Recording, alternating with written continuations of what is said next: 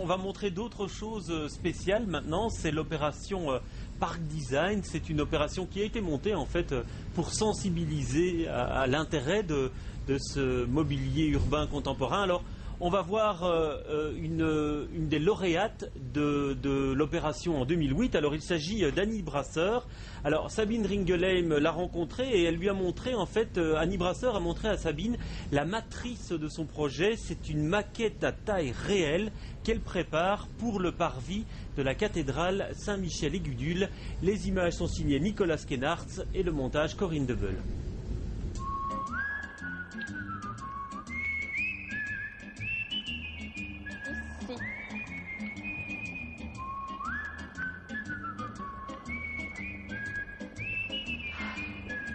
Des lignes pures, une courbure tout en douceur.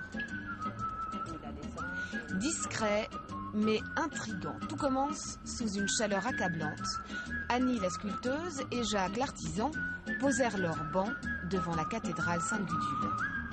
Quand j'avais réalisé la maquette papier, je me suis arrêtée en me disant « Oh, ce serait vraiment idéal pour un banc de le placer dans un espace relativement... Enfin, il est suffisamment neutre pour s'implanter assez facilement dans un endroit comme celui-ci. » Elle vous intrigue, cette chose curieuse, plantée là en plein milieu du terre-plein?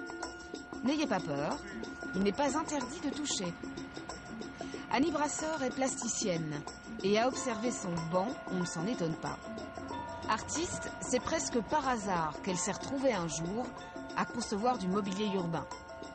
Avec comme objectif toujours la pureté et la simplicité des formes. Je ne voyais absolument pas un banc avec dossier ici. Pourquoi ? Parce que pour moi, c'est un espace que je trouve très intéressant, qui doit rester dégagé. Je ne voulais pas de forme biscornue ou trop compliquée, trop baroque. Je voulais quelque chose de simple, qui adhère bien au sol et qui ne nuise en rien à l'harmonie du lieu. Forme simple donc, c'est clair, mais utilisation plurielle et diverse. Le banc d'Annie a donné lieu à une réflexion longue et intense, partagée avec Jacques Le Breton. L'artisan et la sculpteuse ont l'habitude de travailler ensemble.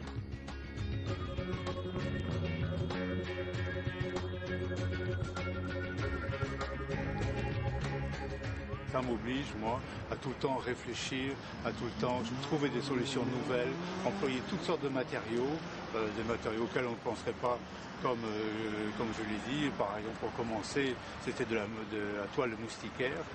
Et puis, bon, bah, c'est le bois, c'est la colle, ce sont des matériaux classiques. Et le matériau de base, donc le polyester et la fibre de verre, qui sont mes matériaux premiers, je dirais, là-dedans.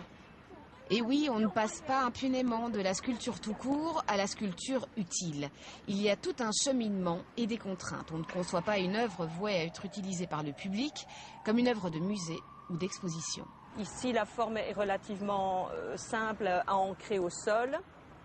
On a évidemment raboté les angles pour l'aspect dangerosité de l'objet.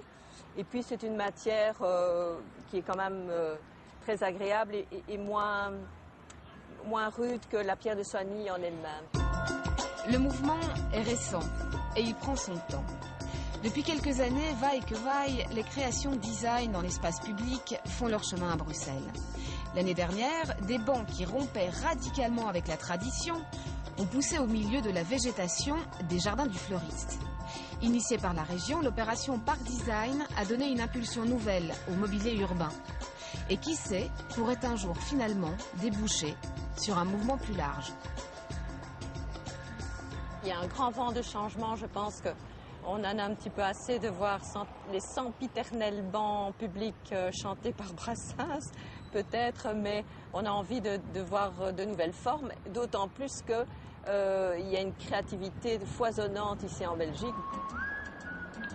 Ils arriveront au mois de septembre et ils seront 4. Couchés à l'ombre de la cathédrale, 4 bancs prêts à entamer leur vie publique, à supporter les fantaisies des utilisateurs et les affres du temps. Ah bah voilà, on le regarde, hein, ce banc, il vous plaît, Monsieur Vital, ce banc-là?